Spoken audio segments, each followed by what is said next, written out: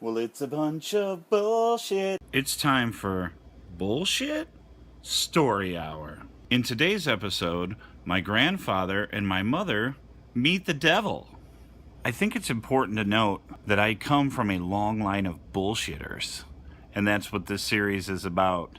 Sharing the amazing bullshit stories I've heard with you. The only real backstory you need for this video is to know that my grandfather, I really only knew him to have worked 3 jobs. I'm sure he had more, but all I ever heard about was him working for Oldsmobile. Obviously, I'm from Michigan, my family's from Michigan. Practically everybody's worked in the automotive industry at some point, including myself. All of my life, the only thing I ever saw him do was train horses. He trained race horses, harness racing horses, and he was quite good at that. So besides Oldsmobile and training horses, my grandfather was also a truck driver. Apparently. I don't know who he drove truck for or what it was. Maybe he drove truck for Olds. I really don't know. I'm sure one of my aunts and uncles, if they see this, will certainly tell me. So the story goes like this.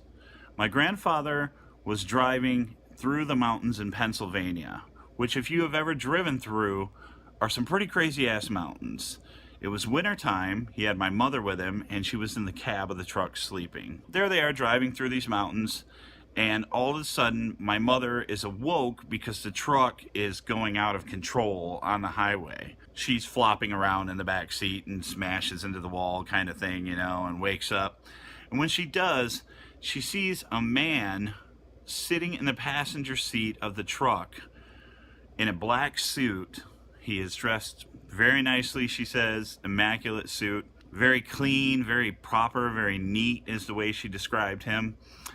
And my grandfather notices him and screams, "Not right now, I have my daughter with me."